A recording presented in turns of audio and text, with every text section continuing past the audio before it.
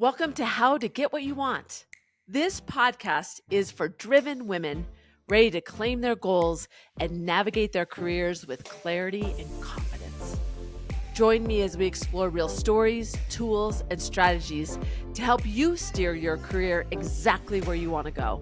Let's get started on helping you get what you want. Hey, welcome. I'm so glad that you made the choice to be here because you and I together are going to get to know my guest today, who is Seyka, which I love your name. I just Thank love your you. name so much. And what your last name is? Mejeur. Mejeur, Seyka Mejeur. Yeah. Like, Both of the names make everybody nervous, so it's great for us to talk about pronunciation early. Seyka Mejeur, like, listen to that. Like, let that sit for a minute. What a beautiful name and a beautiful spirit, I've already learned. We're going to talk today about how to get what you want and what does that mean and how important it is to really understand that. But in order for our people to kind of know how you're moving into this conversation, tell us about you. Oh, thank you. Thank you so much. And thank you for having me. I love what you're producing here. The conversations that you're having are really inspiring. So it's Thanks. a joy for me to be here. My background, I studied psychology. I've always been interested in how the human mind works. And coming out of school, I thought I was going to go for my PhD in psychology, but I realized that was going to have me in front of a computer and in front of paperwork for many, many years before I Yep. was actually working with humans, and decided to make a pivot into the world of talent acquisition.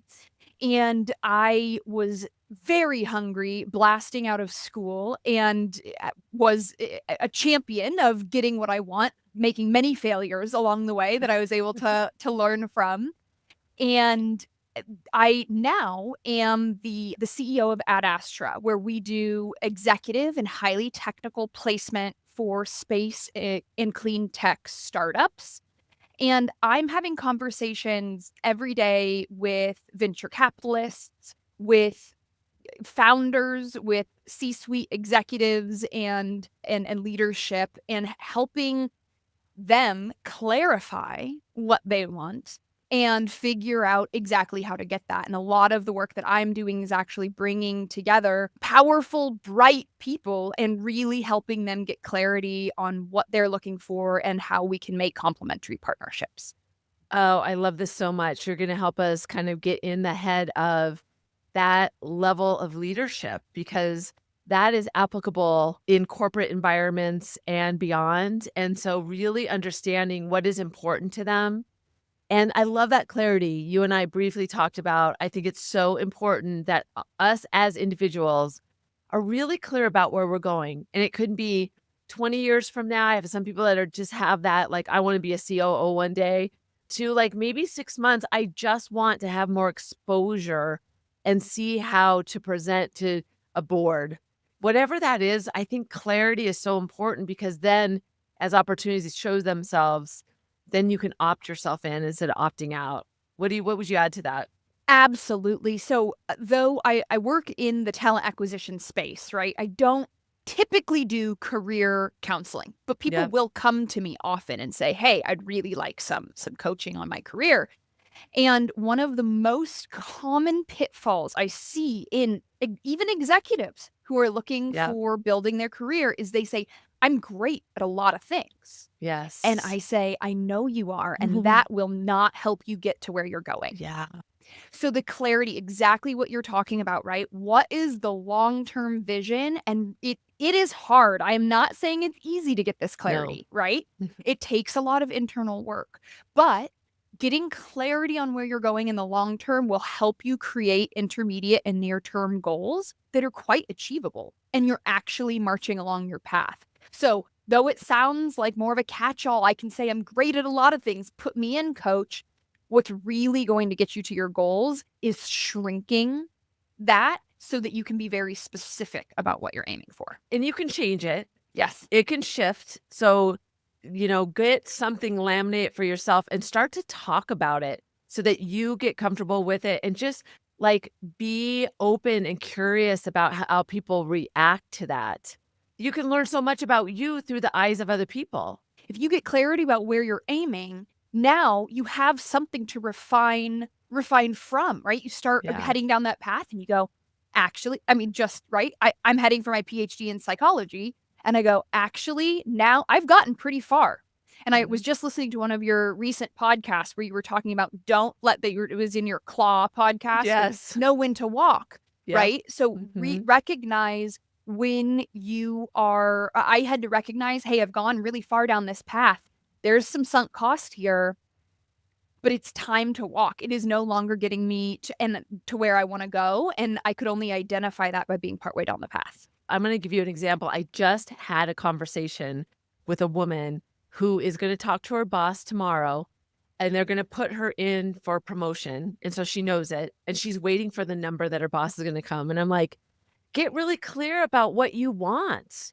And I'm Yes. not saying you have to be, like, a jerk about it, I'm demanding, but also just move through, what if I get less than what I really want? What if I get what I want? Or what if she gives me more? Even going through that allows you to be more agile in that moment, and it doesn't mean you're gonna walk, but it means that you get that clarity, and then you can be happy with the result because you're really clear about what you wanted. It's so beautiful, and this is why this show that you're doing and the work that you're doing is so valuable, and I'm a Thank you. huge fan of it Thank because you. it creates wins across the board, right? So Yeah. here we're talking about in your own career. I had an employee recently who kind of came in really rough, very, Yes. early employee came in really rough. This is what I want. And so I've been doing some coaching and saying, I want you to get what you want. Yes. Now, whether you're having this conversation with me or with a different leader in the future, how you understanding what you want, very important. You understanding how you are producing value for the other person, really important. You understanding what the other person wants, really Yes. important. And these are things that I've heard echoed in many of your shows that Mhm. you've done, right? That understanding what people want and what they might feel, yourself and the other person that you're connecting with, what they might feel across those different scenarios sets you up to be in a much more centered place during the conversation. Yes. Oh, yes, yes, yes. Thank you. You're just, like, filling me up because it is so important, and I wanna go back to the angle that you were taking earlier about, "I'll do anything," and I want people to hear this. So you think, "Oh, I'm just being so adaptable, so easy. I'll do anything." Well, if you come to me and say, "I'll do anything," now you're putting the burden on me to figure out who to introduce you to, what company you wanna go to. I don't know how to help you because you've Yes. given me nothing to work with. Instead, when people come to me and say, "Hey, I want a position that will allow me to have leadership. I want to be in this industry, at this company, at this level, and this is my area of expertise." I can think very quickly and sort through and go, "I can make this introduction. I can Yes. help you. I can do this for you." When you come to somebody and say, "Hey, I'm great at a lot of things, just put me in," you are asking them to take up their very valuable prefrontal Yes. cortex, right? Like Yes. brain space to go, okay, of the vast amount of information that's out in the world, what am I going to connect them with? So Mhm. let's talk about two really practical Great. alternatives that people could do, right? So one, this one is going to take longer and it takes more soul searching, but that is looking at what am I best at and where do I get the most joy? What gets me into flow? Where am I getting the most reward? And that's going to take some thinking. It's going to take some journaling or processing with the people who know you best. And then you're starting to create your elevator pitch. What are you excellent at? Because if you can communicate that value prop really clearly, now people can go out and work to help you. So that's one. Maybe an easier upfront, and maybe this gives you some material in order to kind of go back to option 1 later on. But Mhm. option 2 that can be useful is to have conversations with people about what are some of your biggest strategic challenges that you're dealing with? Mhm. And you start the question Mhm. looking at what other people are dealing with and just start thinking about solutions, right? Get into the problem solving space. If you're great at a lot of things, Get into that space and see what you can work up. Because if you are entering conversations with it, let's in interviews with your leadership in your career, with general life conversations, if you're entering conversations going, what are the problems that the other person is dealing with, and how can I alleviate or take away some of those problems? You're putting yourself into a seat where you can actually be of support. I wanna dig into number 1 first, and I love, like, figuring out what you're really good at, and it doesn't need to be something that is related to a role. Like, people go to the role I play and the things I do, but look beyond that is what you're saying is, like, for me, what comes naturally to me is connecting with people. I love to speak in front of people. I love to make people feel empowered. Those are the things that yes, have I had enough experience and exposure that I am better at those things? But I can also remember as a kindergartner being the person that said, "Put me in on stage." Like, there Yep. are clues to that all through your life. So what brings and I love what you said too about joy. And I would say you can ask people, "When do you see me really excited?" Or, "What tell me a story when you've seen me at my best." And so you can collect this evidence about you through people who know you from a lot of different angles. But I want people to hear, don't limit yourself by saying, "My next role is insert title, and this is what it means." Explore what you love. I have an interesting story, and I'm Love it. not sure if it's relevant, but I think it's worth talking about. So, I am a guest lecturer for an MBA program, and during one of my presentations, I was talking about passion in your work, right? And energy in your work.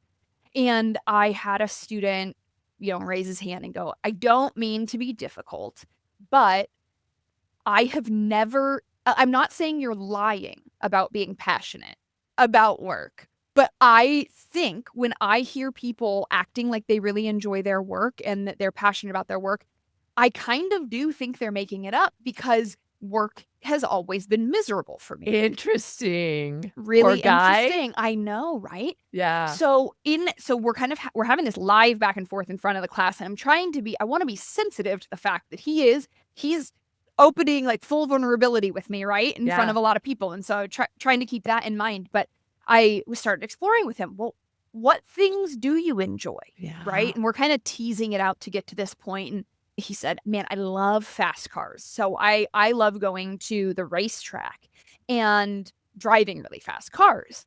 And I said, "That's awesome. What if that was your job, right? What if you had some job related to that?" And he said, "Well, I couldn't. That wouldn't work because that would ruin racing cars for me because I hate work." Interesting. So we go, "Oh, so you're like, do you hear what you're saying? Because you have a script, you have a Yeah. story that you are telling yourself, and it is not serving you. And that Yeah. story is work is not fun." So much so that you could take a hobby that you are incredibly passionate about, and this Wow. overriding script would have you hate something you love because you have decided you don't like work. Wow. We're getting deep into how the mind works here, Yeah. right? But there's something and the reason that I thought that this is relevant to bring up is because if you're looking for indicators for what you're great at, absolutely look through your week and say, where did I feel flow? Where did I feel energy drain? Powerful. Journal on it. Powerful. Ask the people, process the people who know you best. And I am a firm believer that passion is key to getting wheels spinning, but you can be dedicated and create passion even Yeah. if, right, it's Yeah. not part of the story you're already telling. And that's a skill and a muscle to develop. And I bet he's not looking around to say, "What do I love?" Like, you could be in a role that you don't love the tasks that you do, but you may love your coworkers, or you may love getting to know, connecting the dots. Look for some evidence around it. And that example is so great because one way to see how you get in your own way is do this for somebody else. Right. Ask them what they love and really challenge them to find it, and you'll see how many barriers they put in the way, Yeah. and that could help you find it for yourself. Yes. Yes.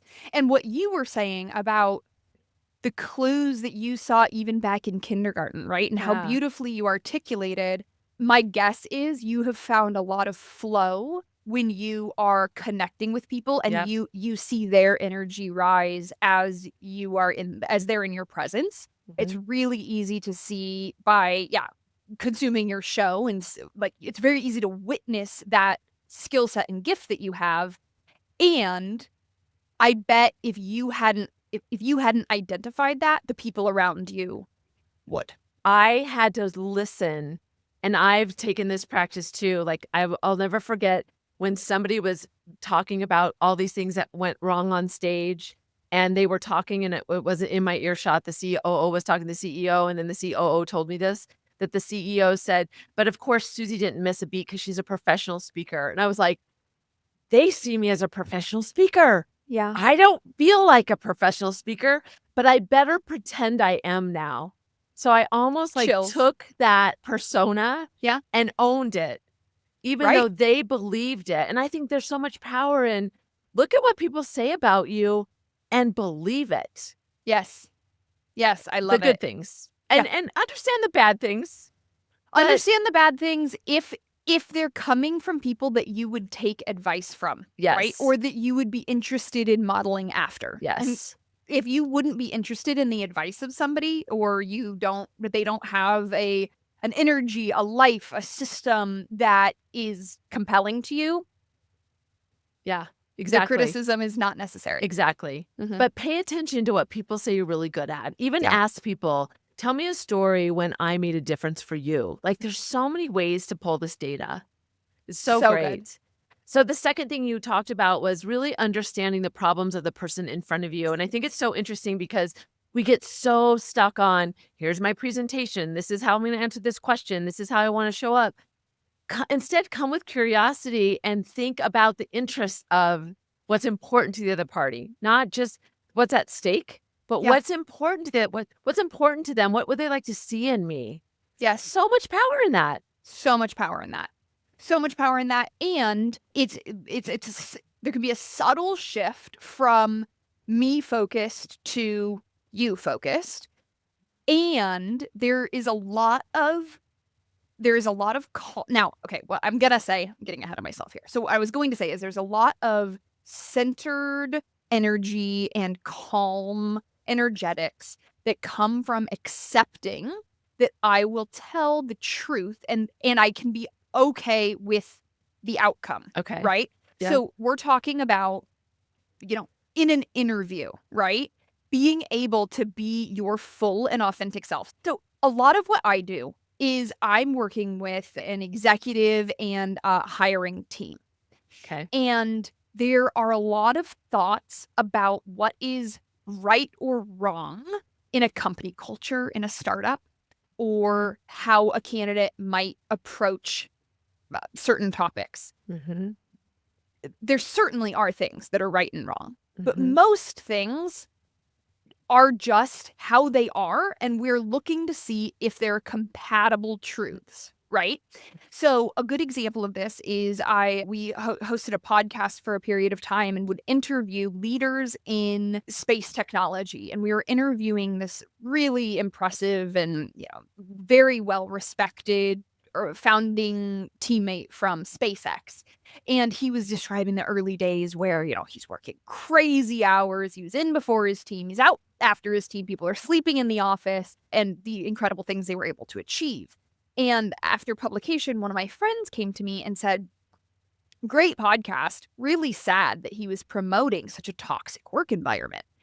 And I Huh. said, It would be sad if you worked there, but it's not sad that it exists, right?" And so this is, I think, a good illustration of a key piece of what I'm looking for when I'm helping people get what they want Yeah. is if a company is working that way, that is not good or bad. it is, and it needs to be represented authentically, Yeah. because there are certain candidates who are foaming at the mouth to put their blood, sweat, tears, to Yep. sleep in the office, to crank it out, right? That's what lights them up. And we want them to connect with these companies. And Yeah. there are other people who what fills them with life and what works well for them is to work 9 to 5, right? Yeah. And we want those people to be connected with those companies. And so Mhm. coming to the table, being willing to represent your truth and not necessarily muscle inauthentic outcomes will bring peace and again help you say no to the things that aren't for you and yes to get to what you actually want in the long run. Yes. And it's hard when you have a scarcity mindset where you really need that role, you really need it because you're like that example we used earlier. I'll do whatever. I don't care what, the environment's like. I'll do whatever, but it is really important to really think about this is what I expect and this is what I want and that's okay. And if they say no to you because of that, that means you just weren't the right fit for that organization. Exactly. It's so key to know that. So it's not just knowing what experience or exposure, where you want to challenge yourself, how you want to develop, but what do you want your day to look like? And what Yes. kind of leader do you want to work for?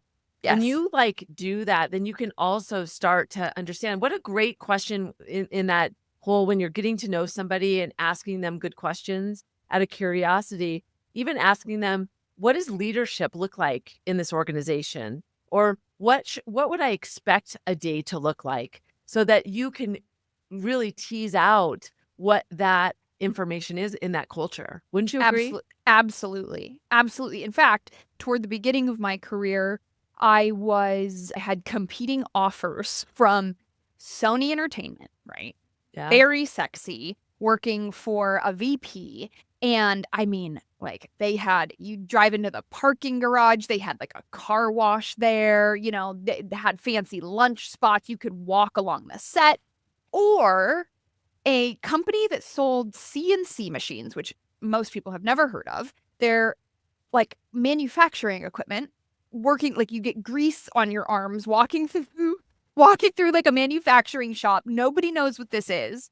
And the Sony Pictures person I would have been reporting into would have been a really cool role, a really he would have been a very cool leader, but it also would have been kind of a more, I'd be in more of a box at such a large Yes. organization, and Right. I was able to see that at this very not sexy company that I also had this offer from, my mentor and boss, which I ultimately accepted that offer, was somebody who had the capacity to really Yes. feed me and let me Yeah. run, and I didn't need to fit into a precise box, and that ended up I mean, he ended up being he's to this day the best leader mentor I've ever had, and I'm, in great gratitude that I made that decision. But so being open to Yeah. what are the different levers that mean the most to you and how to utilize that information. That's such a great example because we can get so in love with or enamored with what we think everybody will be impressed by or what will sound really great. And on the other side of that, I work with a very senior person, and she was looking at some other opportunities outside. But what she realized was she has autonomy, she has independence to run her business like an entrepreneur. And if she goes somewhere else, it would be that this is your job, stay in your lane, do what we say, and this is this is surrounding. So that every day is not just 9 to 5. It's not just, am I virtual or am I in person? It's also like, what will that experience feel like? And is that a fit for you in your current role or a new role? Like, Right. you really have to unveil a lot Yeah, of what is in play. absolutely. So well said.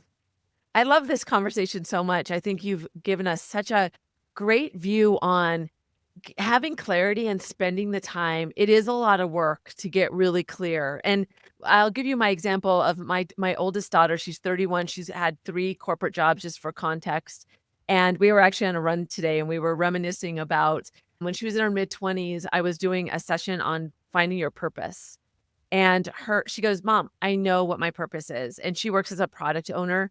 And she said, "My purpose is to help," and she's an extrovert. My purpose is to help engineers have a voice, Oh, because she translates the technology to the front line of the business. I And might need to talk to your daughter. done. I always want her to, like, have, exposure to other people, great people. Yeah. But I loved that she was so clear about that. But I wanna say, be clear about, I don't if you're here in your mind going, "I want it my next job is gonna be the senior director of finance." That is not getting clear. What Right. do you want to do that really encompasses you as a person and really expresses the joy? Like, that guy is not representative. If you search for it, you will find it, and you Yes. can find what you really love. And she Yes. said when we were running today, she goes, "I do think that still is true, but I think I've expanded a little." And she goes, "I've added A and B," you know? And Yeah. so it's a living document for Yeah. her. It's a living Yeah. statement. Yeah. It's so beautiful. Yeah, really drilling in and understanding right, a living statement. Absolutely, right? This is something that you can reflect on Yeah. monthly, have it be part of your monthly Yes. review, right? What have I learned this month about myself? Are there any tweaks I wanna make? And utilizing it as kind of a mission statement that is always in development as you learn about yourself and you learn about the environment that you're in. Love this so much. Who should connect with you, and tell us how they can find you? Leaders at hard tech startups, that's probably the most relevant people to reach out to me, people who are in the space, clean tech, and defense arenas and are interested in partnering with startups.